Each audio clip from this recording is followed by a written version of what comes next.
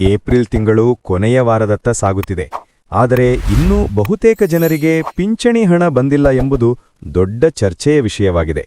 ವೃದ್ಧಾಪ್ಯ ವೇತನ, ವಿಧವಾ ವೇತನ, ಅಂಗವಿಕಲರ ಪಿಂಚಣಿ ಈ ಎಲ್ಲಾ ಯೋಜನೆಗಳಿಗೂ ಹಣ ವಿಳಂಬವಾಗಿರುವುದು ಜನರಲ್ಲಿ ಆತಂಕವನ್ನು ಹೆಚ್ಚಿಸಿದೆ. ಬಹುತೇಕ ಜನರು ಒಂದೇ ಪ್ರಶ್ನೆ ಕೇಳುತ್ತಿದ್ದಾರೆ. ಪ್ರತಿ ತಿಂಗಳು ಮೊದಲ ವಾರದಲ್ಲೇ ಬರುವ ಹಣ ಈ ಬಾರಿ ಯಾಕೆ ಬಂದಿಲ್ಲ? ಇದು ಸಾದಾ ಪ್ರಶ್ನೆ ಅಲ್ಲ.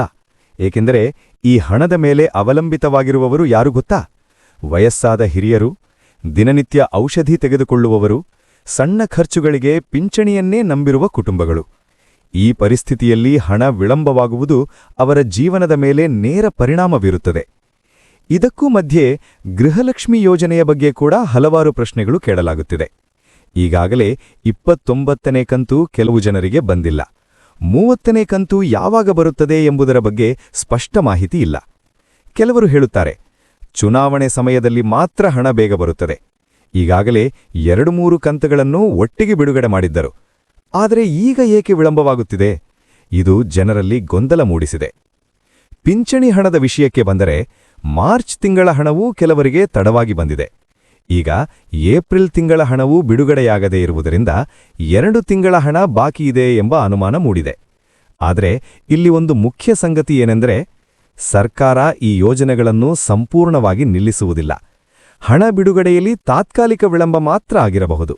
ಹೀಗಾಗಿ ಜನರು ಆತಂಕಪಡುವ ಅಗತ್ಯವಿಲ್ಲ. ಆದರೆ ವಿಳಂಬವಾಗುತ್ತಿರುವುದು ನಿಜ. ಜನರ ಪರವಾಗಿ ಕೇಳಬೇಕಾದ ಪ್ರಶ್ನೆ, ಪ್ರತಿ ತಿಂಗಳೂ ಒಂದು ನಿಗದಿತ ದಿನಾಂಕಕ್ಕೆ ಹಣ ಬಿಡುಗಡೆ ಮಾಡಲಾಗುವುದಿಲ್ಲವೇ? ಏಕೆಂದರೆ ಪಿಂಚಣಿ ಪಡೆಯುವವರು ತಮ್ಮ ಜೀವನವನ್ನು ಈ ಹಣದ ಆಧಾರದ ಮೇಲೆ ಯೋಜಿಸಿಕೊಂಡಿರುತ್ತಾರೆ. ಔಷಧಿ ಖರೀದಿ, ದಿನನಿತ್ಯದ ಆಹಾರ, ಸಣ್ಣ ಖರ್ಚುಗಳು ಈ ಎಲ್ಲ ವಿಷಯಗಳು ಪಿಂಚಣಿಯ ಮೇಲೆ ಅವಲಂಬಿತವಾಗಿವೆ. ಇದರ ಜೊತೆಗೂಡಿ ಯುವನಿಧಿ ಯೋಜನೆಯ ಹಣ ಕೂಡ ವಿಳಂಬವಾಗಿದೆ ಎಂಬ ಮಾಹಿತಿ ಬರುತ್ತಿದೆ. 3 ತಿಂಗಳು ಕಳೆದರೂ ಹಣ ಬಂದಿಲ್ಲ ಎಂದು ಕೆಲವರು ಹೇಳುತ್ತಿದ್ದಾರೆ. ಒಟ್ಟಿನಲ್ಲಿ ನೋಡಿದರೆ, 1. ಪಿಂಚಣಿ ಹಣ ಬಾಕಿ, ಗೃಹಲಕ್ಷ್ಮಿ ಕಂತು ಬಾಕಿ, ಯುವನಿಧಿ ಹಣ ಬಾಕಿ. ಈ ಎಲ್ಲಾ ಕಾರಣಗಳಿಂದ ಜನರಲ್ಲಿ ನಿರಾಸೆ ಮತ್ತು ಕಳವಳ ಹೆಚ್ಚಾಗಿದೆ.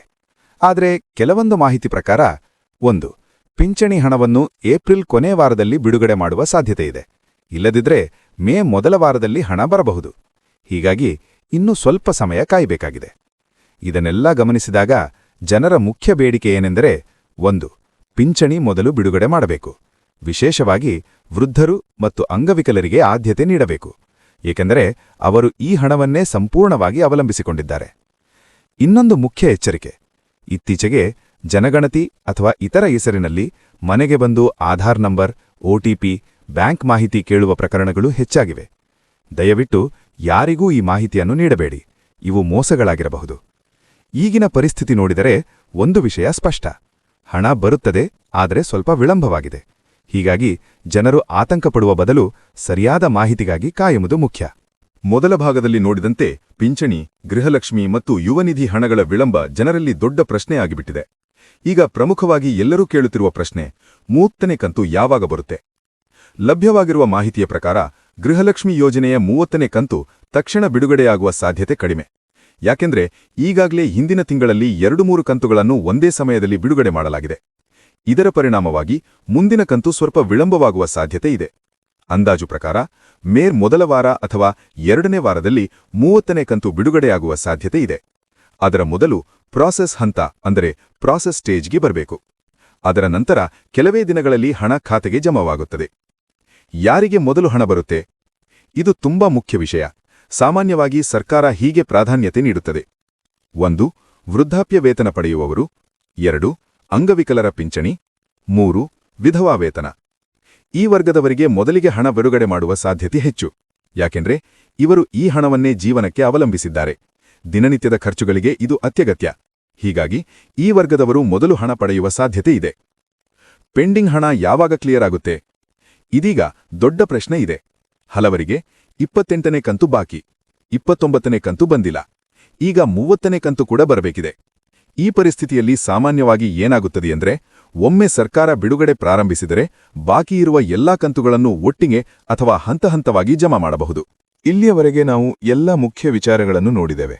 ಈಗ ಕೊನೆಯದಾಗಿ ನಿಮಗೆ ಅತ್ಯಂತ ಮುಖ್ಯವಾದ ಮಾಹಿತಿ: ಹಣ ಬರದೇ ಇದ್ರೆ ನೀವು ಏನು ಮಾಡಬೇಕು? ಮೊದಲು ಒಂದು ವಿಷಯ ಸ್ಪಷ್ಟವಾಗಿ ತಿಳಿದುಕೊಳ್ಳಿ. ಸರ್ಕಾರದಿಂದ ಯೋಜನೆಗಳನ್ನು ನಿಲ್ಲಿಸುವುದಿಲ್ಲ. ವಿಳಂಬ ಮಾತ್ರ ಆಗುತ್ತಿದೆ, ಆದರೆ ಹಣ ಬರುತ್ತದೆ. ಹೀಗಾಗಿ ಗಾಬರಿಯಾಗಬೇಕಾಗಿಲ್ಲ. ಆದರೆ ನೀವು ಜಾಗರೂಕರಾಗಿರಬೇಕು. ನಿಮಗೆ ಇನ್ನೂ ಹಣ ಬಂದಿಲ್ಲ ಅಂದ್ರೆ ಏನು ಮಾಡಬೇಕು? 1. ನಿಮ್ಮ ಬ್ಯಾಂಕ್ ಖಾತೆ ಪರಿಶೀಲಿಸಿ. ಖಾತೆ ಆಕ್ಟಿವ್ ಇದೆಯೇ? ಡಿಬಿಟಿ ಸಕ್ರಿಯವಿದೆಯೇ? 2. ಆಧಾರ್ ಲಿಂಕಿಂಗ್ ಚೆಕ್ ಮಾಡಿ. ನಿಮ್ಮ ಬ್ಯಾಂಕ್ ಖಾತೆಗೆ ಆಧಾರ್ ಲಿಂಕ್ ಆಗಿರಬೇಕು. NPCI ಮ್ಯಾಪಿಂಗ್ ಸರಿಯಾಗಿರಬೇಕು. 3. ನಿಮ್ಮ ಹತ್ತಿರದ ಸೇವಾ ಕೇಂದ್ರಕ್ಕೆ ಭೇಟಿ ನೀಡಿ. ಗ್ರಾಮ 1, ಕರ್ನಾಟಕ 1 ಅಥವಾ ಬ್ಯಾಂಕ್. ನಿಮ್ಮ ಅರ್ಜಿ ಸ್ಥಿತಿ ಚೆಕ್ ಮಾಡಿಸಿಕೊಳ್ಳಿ. 4. ಪೆಂಡಿಂಗ್ ಸ್ಟೇಟಸ್ ಇದ್ರೆ ಸ್ವಲ್ಪ ಸಮಯ ಕಾಯಿರಿ. ಸಾಮಾನ್ಯವಾಗಿ ಒಂದೇ ಬಾರಿ ಕ್ಲಿಯರ್ ಆಗುತ್ತದೆ. ಮುಖ್ಯ ಸೂಚನೆ, ಇಂಪಾರ್ಟೆಂಟ್ ಅಲರ್ಟ್. ಈ ಸಮಯದಲ್ಲಿ ಮೋಸಗರು ತುಂಬಾ ಹೆಚ್ಚಾಗಿವೆ. ಯಾರಾದರೂ ಕರೆ ಮಾಡಿ OTP ಕೇಳಿದ್ರೆ, ಆಧಾರ್ ನಂಬರ್ ಕೇಳಿದ್ರೆ, ಬ್ಯಾಂಕ್ ವಿವರ ಕೇಳಿದ್ರೆ ಕೂಡಲೇ ನಿರಾಕರಿಸಿ. ಸರ್ಕಾರ ಯಾವಾಗಲೂ OTP ಕೇಳುವುದಿಲ್ಲ. ನಿಮ್ಮ ವೈಯಕ್ತಿಕ ಮಾಹಿತಿಯನ್ನು ಸುರಕ್ಷಿತವಾಗಿಡಿ. ಜನರ ಪರವಾಗಿ ಒಂದು ವಿನಂತಿ. ಸರ್ಕಾರಕ್ಕೆ ಒಂದು ಸ್ಪಷ್ಟ ಬೇಡಿಕೆ. ಪ್ರತಿ ತಿಂಗಳು ನಿಗದಿತ ದಿನಾಂಕಕ್ಕೆ ಹಣ ಬಿಡುಗಡೆ ಮಾಡಬೇಕು. ವೃದ್ಧರು, ಅಂಗವಿಕಲರಿಗೆ ಮೊದಲ ಆದ್ಯತೆ ನೀಡಬೇಕು. ಇದು ಜನರಿಗೆ ತುಂಬಾ ಸಹಾಯವಾಗುತ್ತದೆ. ಅಂತಿಮ ಸಾರಾಂಶ. ಪಿಂಚಣಿ ಹಣ ಶೀಘ್ರದಲ್ಲಿ ಬಿಡುಗಡೆ ಸಾಧ್ಯತೆ. ಗೃಹಲಕ್ಷ್ಮಿ 30ನೇ ಕಂತು ಮೇ 1 ಅಥವಾ 2ನೇ ವಾರ.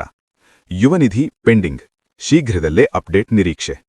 ಒಟ್ಟಿನಲ್ಲಿ ಎಲ್ಲ ಹಣ ಬರುತ್ತದೆ, ಸ್ವಲ್ಪ ತಾಳ್ಮೆ ಇರಬೇಕು. ಈ ಮಾಹಿತಿ ನಿಮಗೆ ಉಪಯುಕ್ತ ಅನ್ನಿಸಿದ್ರೆ ಲೈಕ್ ಮಾಡಿ, ನಿಮ್ಮ ಸ್ನೇಹಿತರ ಜೊತೆ ಶೇರ್ ಮಾಡಿ. ಇಂತಹ ಸರಿಯಾದ ಮತ್ತು ನಿಖರ ಅಪ್ಡೇಟ್ಗಳನ್ನು ಪಡೆಯಲು PM ಸೇವಾ ಕರ್ನಾಟಕ ಚಾನಲ್ ಅನ್ನು ಸಬ್ಸ್ಕ್ರೈಬ್ ಮಾಡಿ. ನೀವು ಯಾವುದಾದರೂ ಪ್ರಶ್ನೆ ಇದ್ರೆ ಕಮೆಂಟ್ ಮಾಡಿ. ನಿಮಗೆ ಸಹಾಯ ಮಾಡಲು ನಾವು ಸಿದ್ಧ ಇದ್ದೇವೆ.